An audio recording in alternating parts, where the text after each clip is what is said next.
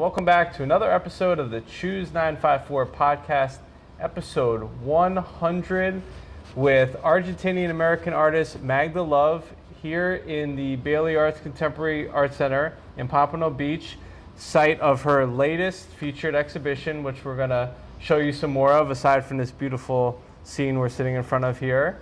If you didn't know about Choose954, myself, Evan Snow, and my business partner, Andrew Martineau, started a social movement to cultivate culture and community here in Broward County, where I'm very proud to be born and raised from, right down the street over there, in an effort to keep people in the know with all the great things that are going on within the arts, try to make this a better place to live, and not just a better place to vacation, because we live here.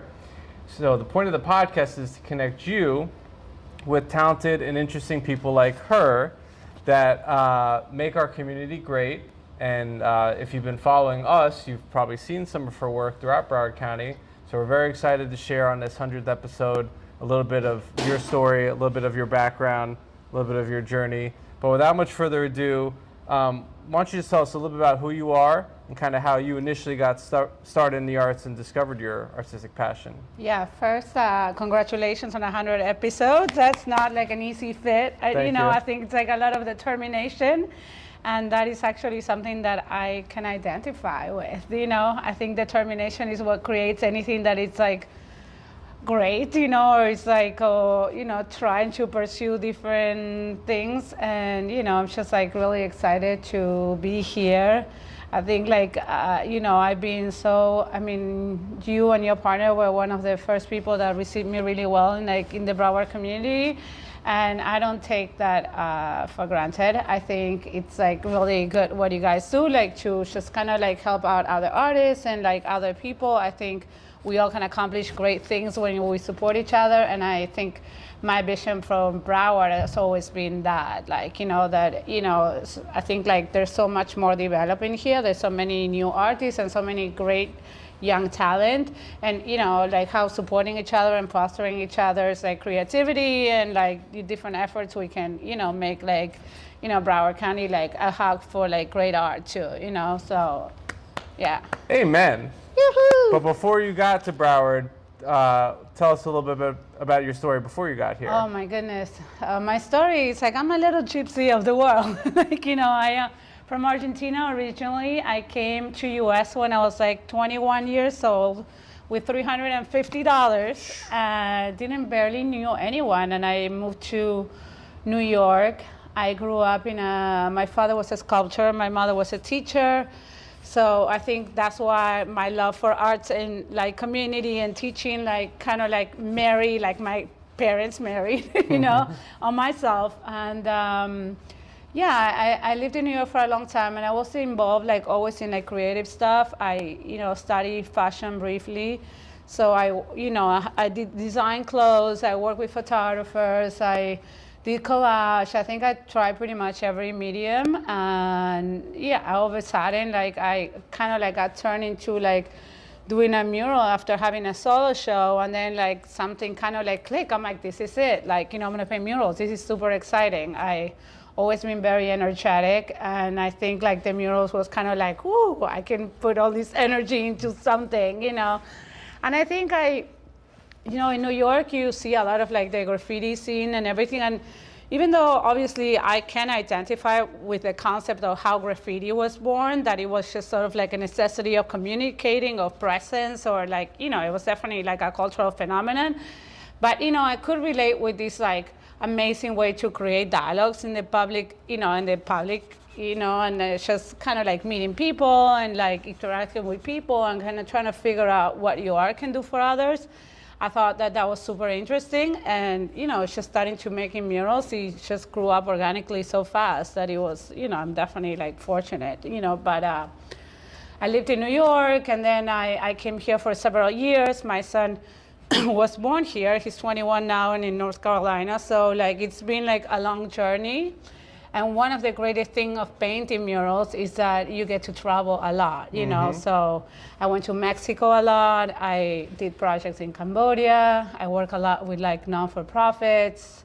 I think it's important to stand out to like do community work in different places of the world. I think like sometimes in US cities it's not as appreciated as it is in other places, that it could really be an asset or like a place for create a lot of goodness in other parts of the world. So once I did my project in Cambodia, I saw the value of that. So I travel quite a bit doing that. So, for that, I'm very fortunate. And you are certainly an internationally well-established muralist artist.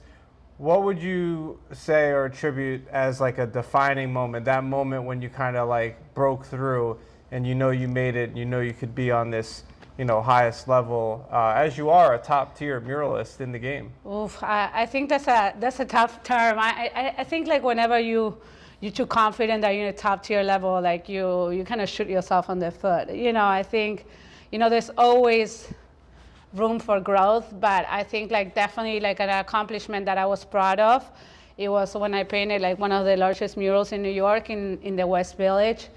I worked with City at School for a while. I mentored a lot of the students. I gave some of the seniors internships in my studio. I taught like public art projects, and I did like smaller murals with the kids.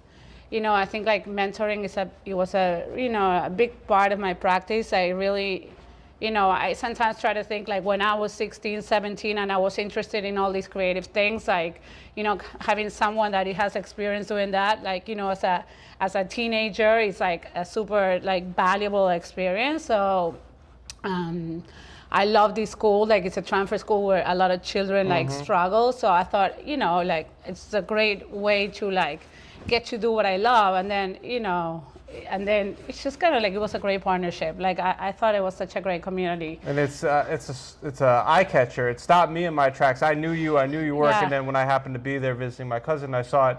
I'm gonna try to loop a photo in of it. How large was it, for some context? Oh my God, it's like 6 stories, but the old stories. Like they're really kind of like double floors, and it's like in the middle of the West Village, and it also had like a super. Had like a lot of value for me, because this is like the high school that Jean-Michel Basquiat went to. And right. Samo studied there, so we also had Albert Diaz come in and like tag, the wall, like up when we finished, and it was like really beautiful. And across the street there's a mural of like Keith Haring. So I think as a foreigner and as an artist, like, coming to New York and just kind of like just being able to be part of like the creative like history of the city after like living there 18 years, it was very meaningful to me. But it also was so meaningful to all the students that work with me, because it took us like 4 years of like permits, DOE, DOT, FBI clearances. I mean, this school team, it was so amazing. Like, they fought so much for these projects. So I was just happy to be able to like complete it. It was a big deal. Yeah. And it definitely, I've seen many people, including celebrities, photograph it and post it on their social media. Oh my God, it came out everywhere. So lucky. So for those that are not familiar with you and they're seeing your work now for the first time, how would you describe your style, and what might be some of the cultural influences, either from where you've been, where you're from, what you've seen, that has helped you arrive at this style, which is very uniquely your own? I think, developing your style is a matter of time, right? Like, everybody's just like, it takes time to kind of figure out what you're doing. So, I always try to first center about like my work, right? That's like the starting point always. I think definitely you see the South American in me, like, the colors. I also love reading, so I love, Latin American like literature and kind of like magical surrealism that, it's kind of like a style of literature that, talks about like things with some sort of supernatural, like it tells stories very in a supernatural way.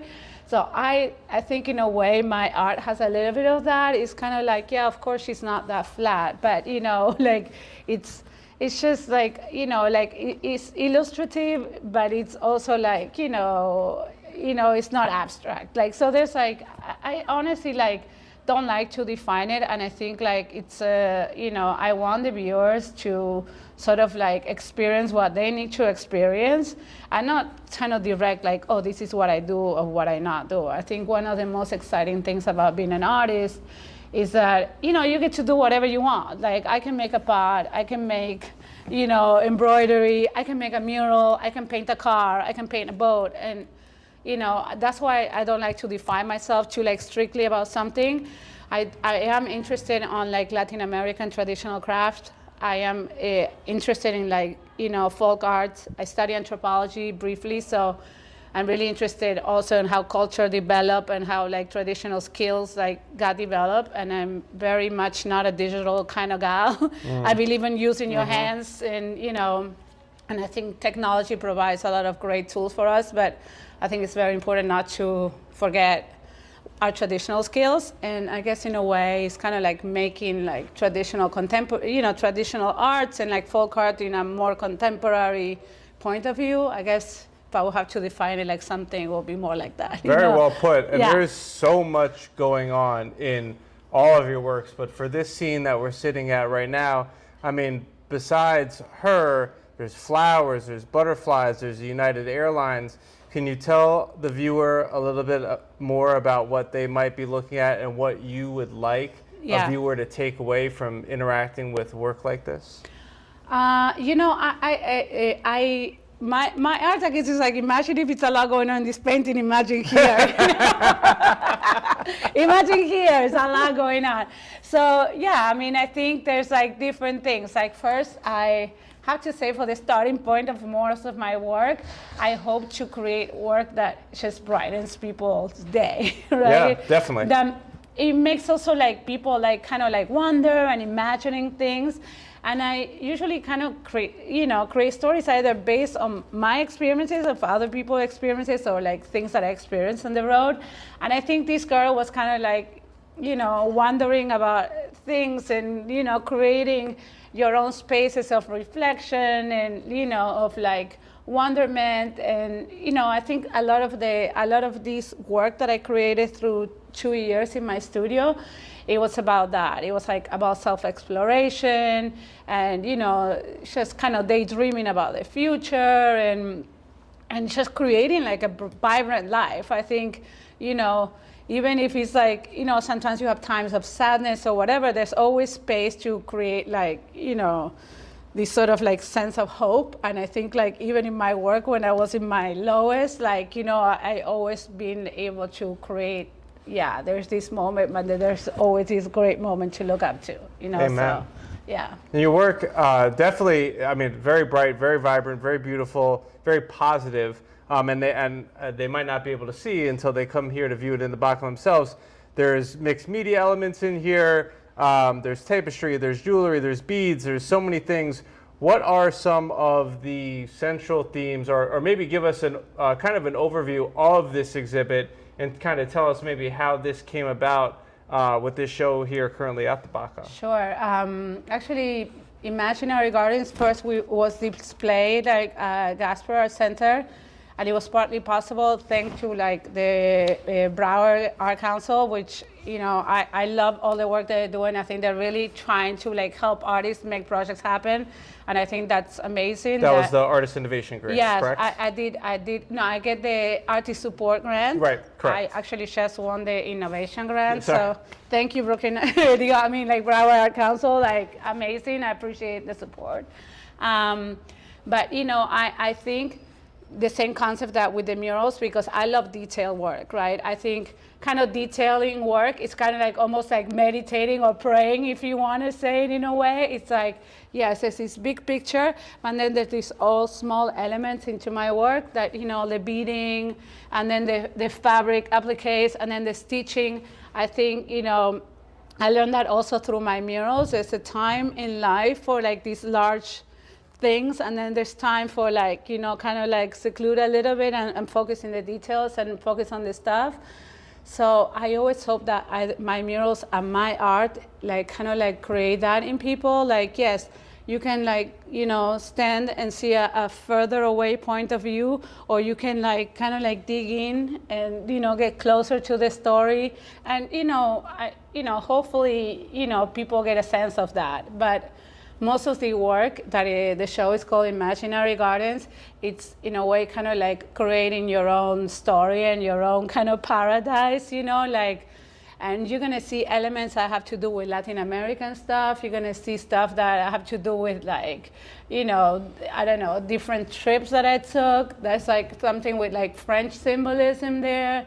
These plants are blue, so it's just kind of like, all these like different narratives and stories, and experimenting with different mediums and different textiles. I wanted to kind of create a sense of like the art is coming out of the paintings, sort literally. Of like people can like walk into the art and kind of be part of the pieces of art. I love that concept of interactive like art, and I think the murals kind of have that because of the scale.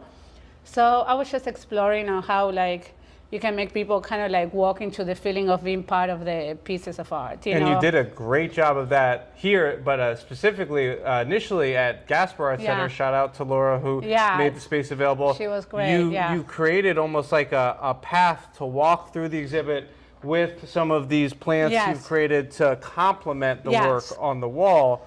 So it was a very like an interactive mixed media, multimedia experience. And here, thankfully, BaCA even gave you more space. Yes. You have 2 rooms and even more work. Yes, I mean, it was like great. I think also too, like having the possibility of exhibiting the work in different spaces, it also challenged you as an artist of like, oh, wait, like kind of retelling the story in a different way. So I think that that's very interesting, and it's like an opportunity to also learn as an artist.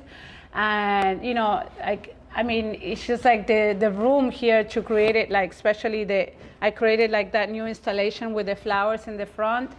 There's like flowers pouring out of a painting that they're all like handmade and by textile. So there's a lot of detail and stuff, but it's like, it was really nice to like display here at BaCA, because not only that they're like been amazing with all the resources that they have offered me, I also got to give a class, and the art show, guys, is going to be open until December 14th, so there's plenty of time to check it out. But I created new installations for it, like the flowers in the other entrance, and then I think I get more and more nostalgic as I get older about like my son growing into this amazing full-grown adult. So I made like the painting that is on the front is like my son when he was in middle school. I have like a really funny video of him, recording the process of creating that painting, and and it gave me the chance to like, I put like a picture of like my grandmother there. She's the one that taught me how to like sew when I was 5 years old. So a lot of the textile work is because of her. Pictures of my mother when I was a baby. And, a lot of the pieces, like the textiles that I utilize, they are like, belong to clothing that was from my grandmother or my father or my, my kid. And I kind of like hoping that kind of all these like emotional connections, they like, they just kind of create a sense of goodness and how important it is to be rooted to, who you are and your family and like, the things and the skills and the goodness and the badness sometimes too, like of your family, like trees. And I think like part of this show is like also like kind of highlights that like every part of me coming together type of thing. It definitely does, and it your work. I mean, there's so many layers to it, and I know that you've used art as a platform to voice your thoughts and social change in the environment, and many of your works address social and environmental issues. So how do you use your art as a platform for raising awareness and advocating for causes that are important to you? I think, I mean, my biggest cause is just I care about people. I was taught by people of my family to be care and just care about their fellow human being, right? I was just caring for others, I think, is a starting point for everything, right? Amen. Like, I think like art, you have the possibility of like creating goodness and good feelings and spaces and beauty for others. And I think that's like, a gift, So like if you can utilize it to like help others, see that and maybe create a movement to create like good projects that help others, like, I mean, it's just, it's such a great gift, that, to yourself and to others. So like, particularly through the mural projects, like getting to, paint with people that like, with Beautiful Freedom that I was an ambassador for many years, doing projects with like, girls that they're rescued from human and sex trafficking, like, and just providing like therapy through arts. Like, I mean, these things like change your point of view about making art radically. And, once you experience that, you're like, oh, we created this great thing for all these girls. What else can we create? And, who maybe we can like help out, like, through making an art project. I think that for me, that becomes such a critical part of my art practice, and I think if you get to create and make beautiful things every day while helping others, it's like, I mean, amazing, so, I mean, but, for example, with sustainable practice, I think also too, I grew up in Latin America, so like the amount of waste that is created in the United States compared to other places, it's like, you don't throw out anything, like they're always going to fix stuff. Like, for me, like a lot of the pots and stuff like that, they are, in some of this stuff, it's like created, like this one, with like recycled bottles or recycle like all my junk mail, like that, like, chopped, and I make like paper mache paste to do like the sculptures that are there and some pots and everything. So wow. I try to be like resourceful to this stuff. I got a lot of donations of like fabric that they're now on the show, donation for all pots, like, and things like that. I just kind of like think creativity is not only like painting. Creativity is just kind of like, I think that's part of the Latin American thing of creating something out of nothing, Resourcefulness. Yeah, I mean, resourceful. And I think that is just thing sustainably, like, instead of like every time that you need something and go like buy and spend money and stuff like that, it's just kind of like being resourceful. And I think, I mean, I love Planet Earth. Actually, I'm really excited because we're creating like a project for Earth Day in New York in April of next year. And it's something that, caring for the environment and caring for people that are around you is just, I don't even know how do you have to explain that. It's just common sense. It's just, caring for like the resources and nature. It's like, I think that, I mean, for me, it's always been my biggest inspiration, like being in nature. So, it's one of the reasons why, I paint things in nature so much. I think people get to know what they know, so if you get to know nature, you will love it and you'll protect it and you'll take care of it. Like if you get a close relationship with other human beings, you will like get to love them and you get to protect them. So, I think that's why like loving and portraying things that I love, like, it's like such a important part of my practice, because I hope that other people like, get close and they get to love other human beings. I get to love the place that we live, and hopefully take care of it. And art is a great way to connect people to those places, to those feelings, to those emotions. Art could be storytelling, art could be communication, art could be history, and you've documented a lot of brilliant scenes, beautiful paintings. If you're not familiar with where we're at, we're in the Bailey Contemporary Arts Center at 41 Northeast 1st Street in Pompano Beach, Florida. This is the site of Old Town Untapped, which is the first Friday of every month. Yes. Which is Pompano's celebration of the arts and music. Magda will be here. I'll be here. In person, to answer questions, talk about the work. There's also an artist in residence program with, I believe, 8 artists in residence upstairs. Yes, they have great studios. I mean, the program is great. I mean, and I have to say, they have so many great resources for artists here. And they have a great band. There's a lot of people. It's like a little street party. Such a great sense of community. Like, so shout out to all the people of City of Pompano Beach, like, for this incredible opportunity and all the cultural activities they have in Pompano Beach. It's like mind blowing. In spades. Yeah, it's great. I came last Friday for Edgar Allan Poe inspired poetry and spooky event at the Pompano Beach Culture Center But from story time to the Green Market to Lyric Labs, Yes. Lunch with Art, musical editions, visual arts editions. They don't stop. Weekend writing editions.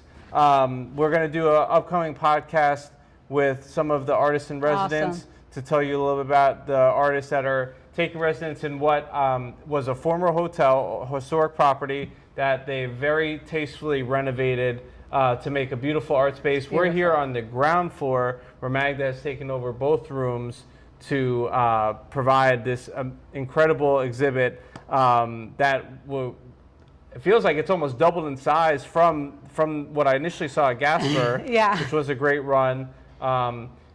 Talking about doubling in size, Yeah. you've tackled some huge walls, Yeah. and with your public art murals.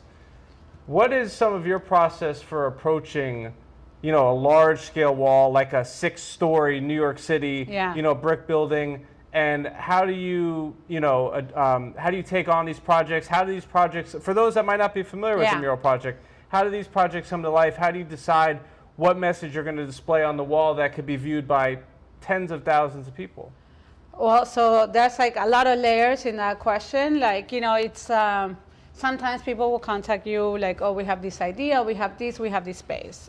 Sometimes they're brands, sometimes they're schools, sometimes our cities. Like, that's kind of like cool. The murals, like we get to work with all kinds of people, which is like a very interesting like learning process of how to work with different kind of like people. Sometimes they're developers, sometimes they're like NGOs. Sometimes, it's like so various. But it's still, even now that after painting, I don't know how many murals, like 12 years later, sometimes I see a wall, I'm like, oh, I really like that wall, I want to paint it. Like, who we need to contact, I still get these, like, these things. And actually, like, now in Florida, especially, like, here in Broward, like, and I live on West Broward, so I'm really trying to, like, find walls, because for me, like, creating, like, public art in the community I live is like super important, and the spaces here are very limited. So if you're watching this and you have a big wall, give me a call.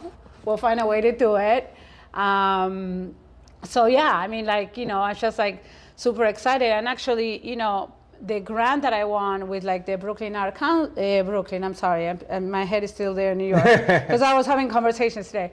No, the grant that I won with like Broward, Council, the innovation grant, it was actually about the sustainable efforts we're gonna do with Plantation High School. We're gonna make a mural, but instead of being on a wall, it's gonna be like a portable mural that we're doing in textiles, that is all with recycled textiles with like clothes and stuff like that will go to the landfills. So we're gonna make a mural that is kind of like a huge tapestry and like move it around, so we don't need permits and a million of approvals and everything. We just go there, hang it, guys, look at our mural, whatever, and then like move it around. So, but I think like public art is like such a like, turning point for all communities. And I think, creating murals is like it's something that I just find so much joy. Like, I spend so much time in the studio myself, like either stitching or painting or doing sculptures, and I don't know. I just super energized by creating murals, because you have conversations with people. People bring you a sandwich. You just like develop a different kind of like human relationship that really very grounding and informative to your work, and a lot of the times, I have done like community meetings and sort of like I do workshops, and when especially the community, murals, I'm like, okay, guys, like I kind of like, okay, what can I do for you? Like we're gonna create an art, like we're gonna create a mural. What is this community about? I think I'm very open to that. That like the murals are not to serve myself, but to serve the community that I'm painting.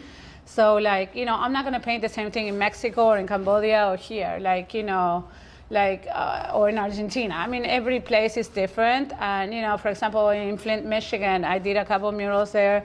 Like, okay, what we want to talk about, here. Like, I think a lot of people go there and they make a card or they want to complain about the water. But, if you talk with the local people, we don't want that. We want something that makes our local community feel good. We want like a little girl, you want like food, and we want health, and we want like trees and inspiring stuff for our kids. So I think like I think it's important to comprehend that you're just kind of like the vessel to create something for others. That's my point of view, at least. Like, if you include people on this conceptual part, they will take care of the mural, they will own it up, and they will protect it like they're the babies. For me, my art are like my babies. So, you know, if you make people like part of that process, and, you know, part of like, you know, painting, like, you know, it's just like such a beautiful moment of art communion in a way, you know, like I have painted murals in New York maybe 14 years ago.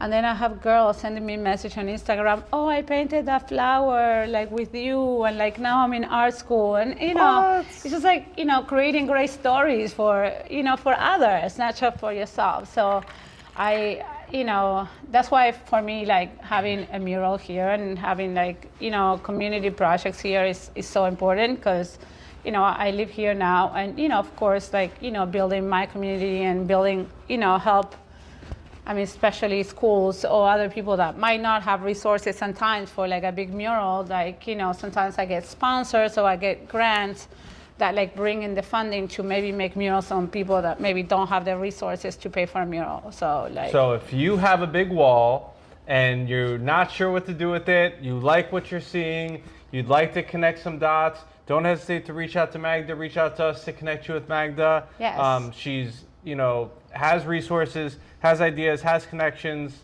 and is able to make it happen, involve the community, involve the stakeholders. We're very grateful that you helped us kick off a mural project at the W Hotel. I know, that was great. Earlier this year to welcome all the guests into the W. It was super fun. And got a nice little stay out of it. Yeah. Shout out to Alexis and the W team for making that happen. It was gorgeous. I got to like look at the ocean every night after painting. I want more mural projects like that. Right? It was fabulous. Yeah, thank you guys at the W. They were great. Yeah, and if you even like a hotel, and this is actually becoming like kind of a growing standard trend. In a way. Yeah. Yeah.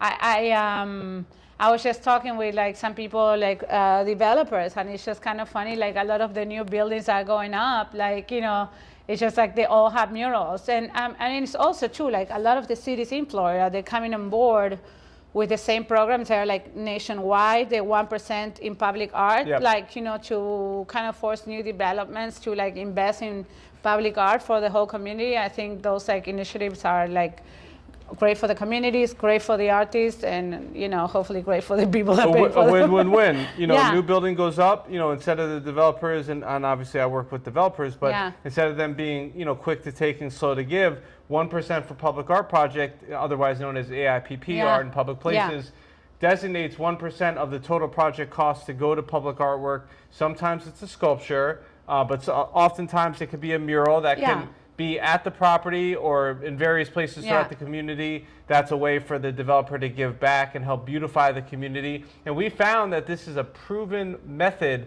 for increasing the property value by adding art to 100%. The project. So if you're a developer and you have a development project going on, if you're a city, if you're a public arts administrator, if you're a placemaker, if you're a teacher, if you're somebody in the community that just likes what you're seeing and what you're hearing, you know, don't hesitate to reach out.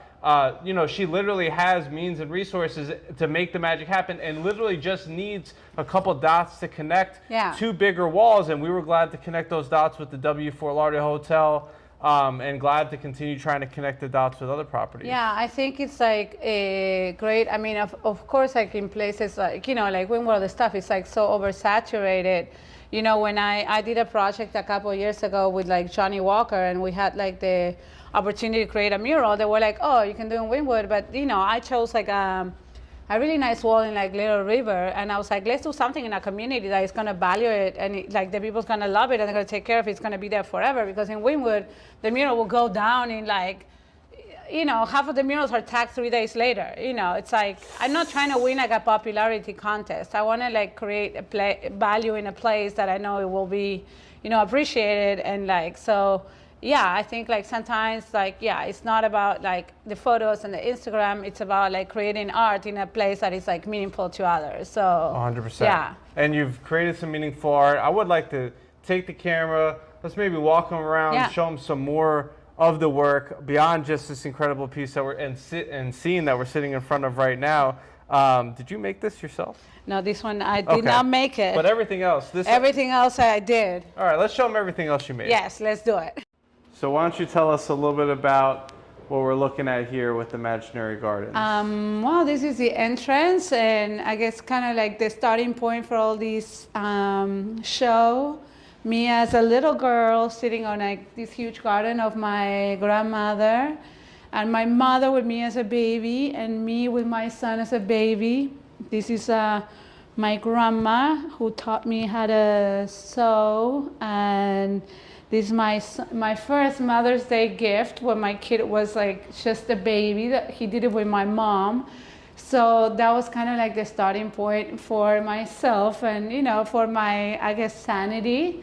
So this is a portrait I did of my kid many years ago. I think like maybe 6 years ago, I live somewhere there.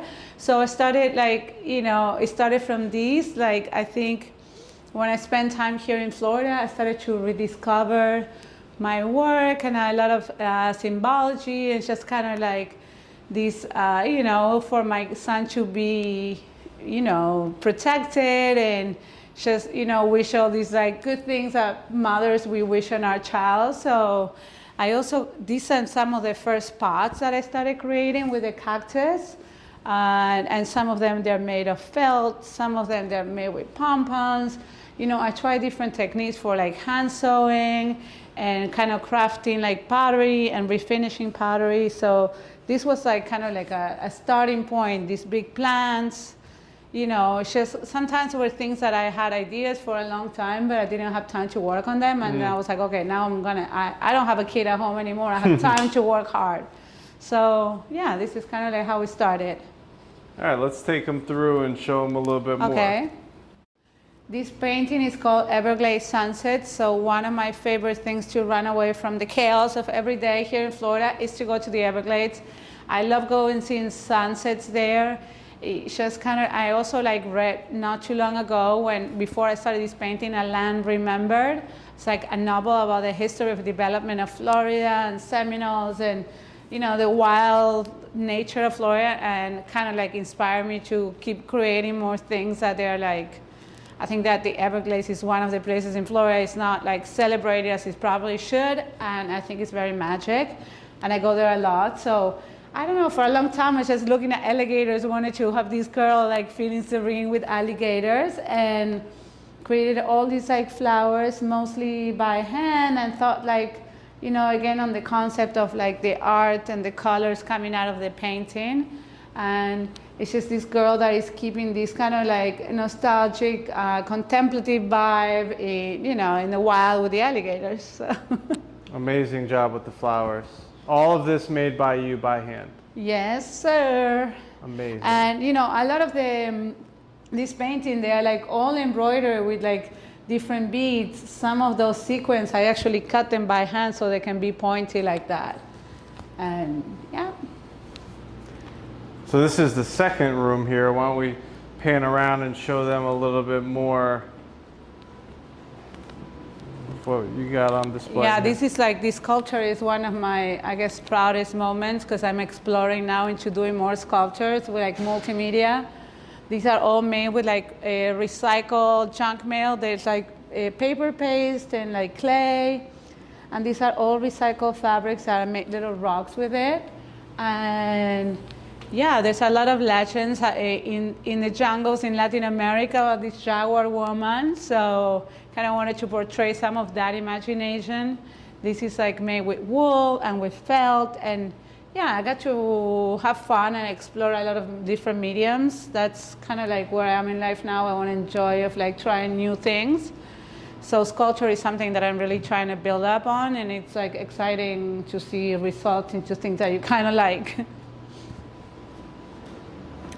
Okay. It's amazing how you were able to layer in the sculptures throughout the exhibit, throughout the works.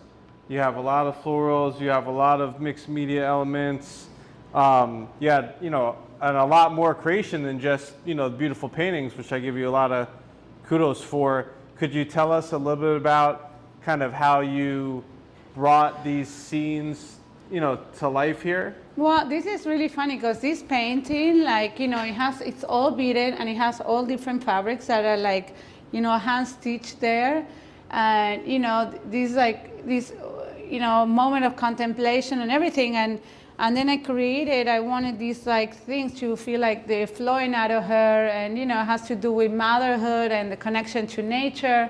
And then, I installed it different at Gasper, but here, like, Adrian also, like, gave me the possibility of, like, painting these plants and painting this water. So, like, it's nice to, like, kind of, like, change it. And, I thought about, like, kind of, like, water and air and, like, rocks and just, like, different elements and, and different texture, right? Because you have fabric and you have the beads and then you have stuff on the wall. So I think it's very important to kind of create this sense of like multi-layers, kind of feel like it invites you to like come into her. It's a beautiful scene. For those that are curious who are, aside from your grandma, who are some of your artistic inspirations that have contributed to the development of your very unique style? Well, I mean, I really love like Louise Bourgeois. That is like a French artist. She makes these great like spiders, those big monumental spiders. But I love her approach in like talking about family and creation of art, like through like emotional experience. I love her work, and there's like Leonora Carrington. I love her work. There's like a lot of, I think, in different times of your life, different artists will inspire different things on you, because I'm also like super attracted to artists that their work maybe has nothing to do visually with mine. But I am mostly interested in like storytelling, and poetry is like a big inspiration for me. I love reading Mary Oliver. It's one of my favorite American poets. She talks a lot about gardens and nature, and I think her language really makes me like kind of imagine it in a visual way. So yeah, I'm really inspired by music too. I grew up dancing, doing ballet, so like I love like to put like classical music and try to like kind of wonder these like things. I have a pretty like crazy imagination, and I think inspiration can come from anyone. It can come from like a random person you meet at a supermarket, or it can come from like listening to music, or I just think like if you're working, like inspiration always comes, so like, and if you're open in life, like inspiration comes to you. It's just I try to keep that open-hearted and just let people and experiences and things flow into my life, and hopefully turn them into pieces of art that honor that experience. And I think there's going to be a next generation and wave of artists, female, male, and otherwise, that one day are going to say, Magda Love inspired my artwork. Oh, I think that's like the ultimate compliment. Like for me, it's just, like sometimes when I teach class, it's not even like about creating art. It's about like creative thinking for, solving the problems of future generations now, or even resolving little problems, or instead of like yelling at your friend about something, it's just being kind and like having a beautiful conversation instead of like, I think, being creative and just being loving, it could be applied to everything in life, not only making art. So hopefully, Amen. Yeah. So for those of you that would like to follow Magda on social media and the interwebs, where can they find you on Instagram? I am very proud for promoting my social media, because I'm not very good at that, but please find me on Instagram. So thank you for reminding me of that. Find me on Instagram at Magda Love Art. And then you can also check out my website at www.magdaloveart.com. So basically stalk me in social media, contact me if you want to like create great work together. I love to collaborate with other creatives, and I love making public art, and yeah, I always love to collaborate with people. So yeah, thank you so much for this. I really appreciate the support and the opportunity to talk about my pleasure. My art. Yeah. Workshops, classes, commissions. If you have a wall, if you know somebody that has a wall, if you know that there's a building that needs to be muralized in your community, muralized. if it's in South Florida or beyond, Yes. New York, Cambodia, Flint, she'll travel. Yes. And the last question that we always like to ask here on the Choose 954 podcast. Okay. Why do you choose the 954? Oh my goodness. I have to say, like so many people, it's like, move to Miami, it's better for your art. And I don't think so. I live in Plantation and I love Broward because it's just, the sense of like community. The other day I went to like State of the Arts in Broward and I heard there's like 170 different languages, like the diversity and the peace. And, in Plantation, we are like tree city. We have great trees. We're looking at the lake. And I think, the fact that the culture and the art scene is developing here is very exciting to be part of like the come up of like building like culture and building like art activities in partnership with other people that, like you guys are invested on making the cultural scene grow here. And I think like being part of that movement is super exciting. So that's why I choose to stay in Broward. And I happen to live in Plantation now as well. And a lot of great things going on in Plantation, a lot of great parks, yoga in the park, murals in the parks now. Yeah. So shout out to Plantation. Definitely big kudos and shout out to the great city of Pompano Beach. If you come by the BaCA or if you come by the Pompano Beach Cultural Arts Center, you'll find a lot of material, a lot of literature. Yes. There's so many things going on beyond Old Town Untapped, which is probably now one of the longest running art walks, which has become kind of like a musical block party as well. Became huge. It's like thousands of people here enjoying themselves with their family and looking at music, and there's like a lot of vendors. And I have to be like the cultural city manager, like Adrian Clark. Thank you so much. All the staff here are so supportive, and they're also dedicated to make 1 million events per month. Invested. Putting their money where their mouth is. 100%. Printing material is about the arts is not free or inexpensive. Yeah. And they do it to help let people know, and that's why we're glad to story tell and share. We've been partnering with Pompano Beach CRA, the Community Redevelopment Agency. The lunch with art projects are like packed. I have the fortune to do one of the classes after the show here. And it was like packed of people here that, they offer like a free art workshop every Wednesday at noon. So if you want to be part of like, creating great art, and they try different techniques. And it's just like great to see how invested people here is really to develop culture in the city. And I think that definitely can be a model to a lot of other cities that want to develop art programs. I think it's been amazing to work with the city of Pompano and the cultural manager and everyone here. Yeah, not just the lunch with art, not just visual arts, but live music, poetry, a writer's edition as well to enhance creative writing skills. So that's every Wednesday is the visual arts lunch with art. Take a break at 12:15 from your day. Every third Thursday is a live music edition. The weekend writers edition every third Saturday. We're very proud and glad to help extend Pompano's reach to let more people know about these great events. A couple other some of my favorite events. I judged the Exit 36 Slam Poetry Festival that Mrs. Centric puts together. That's returning December 12th through the 14th. They just recently launched Pompano Players, which is a new theater company here in Pompano. Love, Loss, and What I Wore just ran. And I Love You, You're Perfect, Now Change is the next show that's coming up. Bravo Theater is residents here at BaCA. They're doing some amazing work as well in the performing arts space.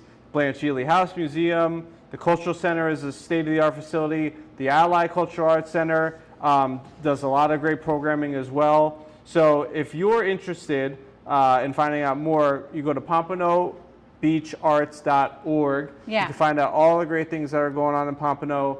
We're going to host another podcast here with some of the featured artists that are the resident artists that they do featured artist exhibits monthly.